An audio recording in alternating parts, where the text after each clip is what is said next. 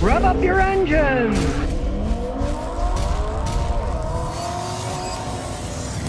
Now, it hasn't happened yet, but Trump's 25% tariff could be a big threat to the Canadian recovering auto industry.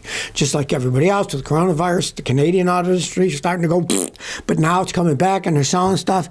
And he's saying he's going to put a 25% tariff on Canadian and Mexican and 10% extra on the Chinese. Now, Canadians exported $23.5 billion of auto parts to the United States and exported $53.5 billion worth of vehicles to the United States, imported $47.5 billion of car parts from the United States versus the $23.5 billion we bought from them.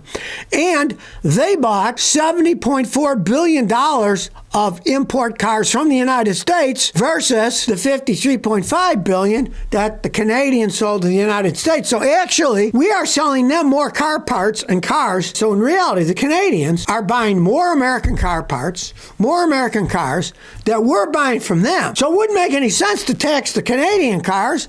Hey, we're buying less of their stuff. They're buying more. They'll stop buying our stuff then. For example, Canada supplied 52% of petroleum crude oil imports in 2023. Sometimes you take an idea and you just think, well, this is good. You have to look at the whole picture.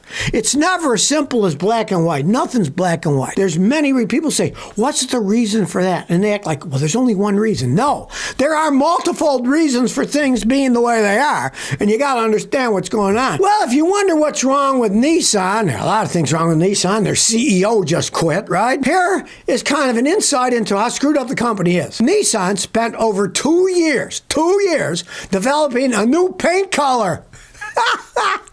A Nissan color designer said they spent 2 years trying to add brightness to their grayscale paint. Nissan had the resources to work on this grayscale paint for 2 whole years. More than 80% of the cars sold worldwide these days are finished in a grayscale. So Nissan decided to have color designer Yasuhito Oba to understand what they could do. They're working on a thing called the Aurora Blue Metallic. And here's what Oba says. This is why Nissan's out there hiring guys like this. And people who live in an ivory tower. I quote, Aurora Blue Metallic delivers on the cool factor while maintaining a high-tech, modern impression. It's definitely not just another grayscale SUV. Yes, it is.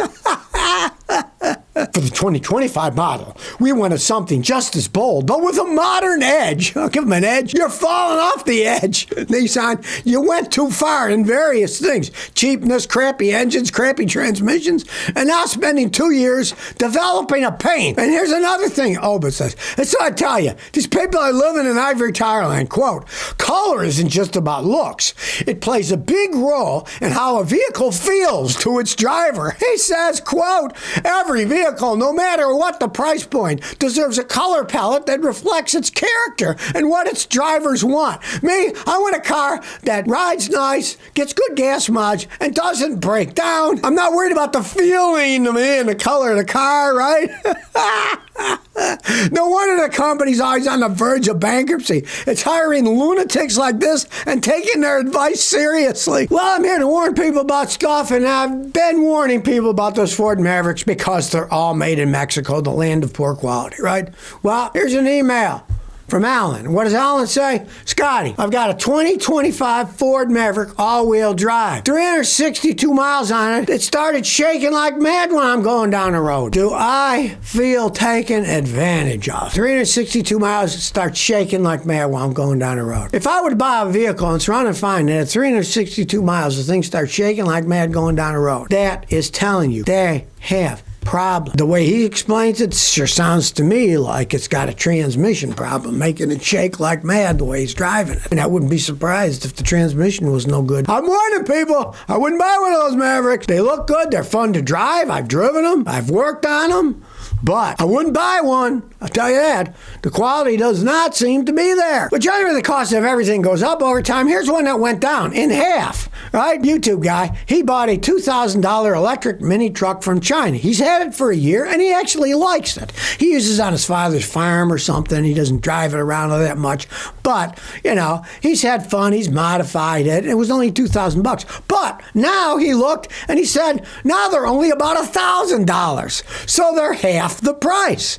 Sorry, showing the Chinese can make these things pretty cheaply, right? Now, the main problem with buying these, aside from they are not street legal in the United States, maybe you want a toy for the farm like he had for driving around, or you got a lot of property, you could be riding it around, right? But as he admitted, cost him over $6,000 to get it to the United States for shipping and for all the legal mumbo jumbo he had to go through and import tariffs and all this other stuff. So by the time he got him here, this $2,000 little mini truck cost him $8,000. And now, well, maybe it'll cost you $7,000, but still, what are you going to get in that kind of price range? You can't even get a decent ATV these days in that price range. So, hey, the Chinese can make these things for that price. If you were thinking about buying one, hey, if they're only $1,000 now for a little electric pickup truck, what the heck?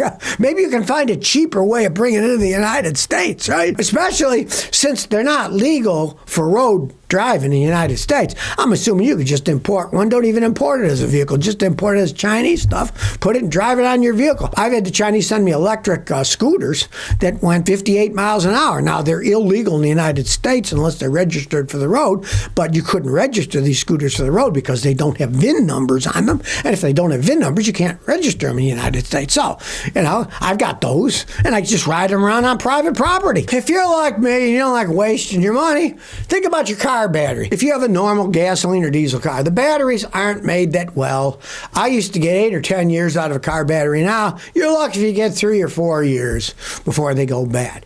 And now when you go to the discount auto parts stores and you find out these things are $200 and above, you start thinking, geez, I remember when they were $40, right? So here are cheaper car battery brands that I have found actually work, and you're going to save a bunch of money. Number 1 on my list is Rural King. And sometimes I bought one for a Matrix. It was $50. AutoZone equivalent battery was $200. So it's a no-brainer, right? Another decent brand is the Walmart EverStart. Now they're still going to cost you more because instead of $50, they're either $70 or $100 for equivalent battery.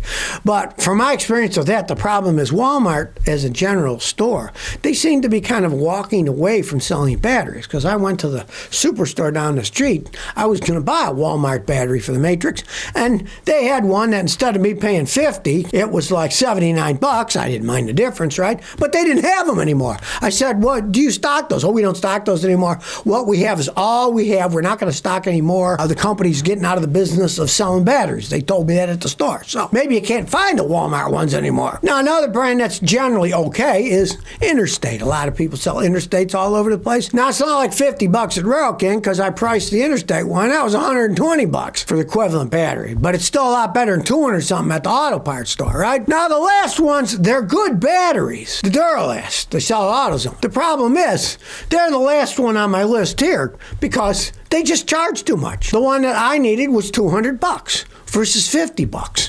It doesn't make any sense to pay all that extra money. I don't care.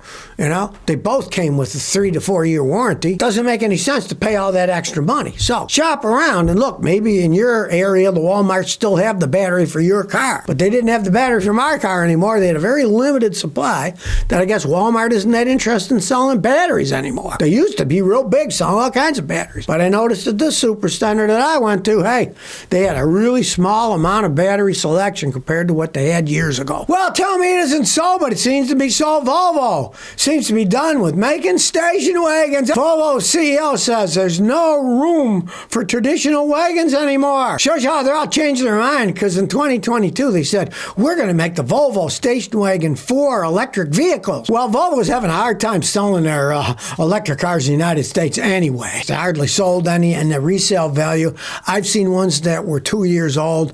They were going for $22,000 with 15,000 miles on them, and they listed for $68,000. They're not going. And Volvo Volvo's realizes because now Volvo's pushed back their EV lineup deadline to 2040, a long time from now, right? We're going to just make electric cars. Well, maybe by 2040. Yeah, let's see what happens by 2040, right? They still have estate cars back in the United Kingdom on it because the British like those estate. They call them estate cars. We call them station wagons.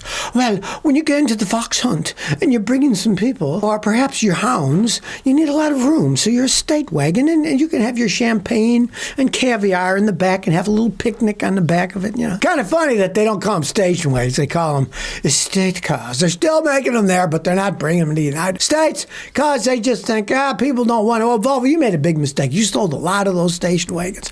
A lot of people like it. I'm sure they would still buy them if you made reliable ones, but hey, you made a lot of mistakes. And anyways, you're a Chinese company now. They're owned by the Chinese. The Chinese are calling the shots here, not the Swedes anymore. So if you never want to miss another one of my new car repair videos, remember to ring that bell.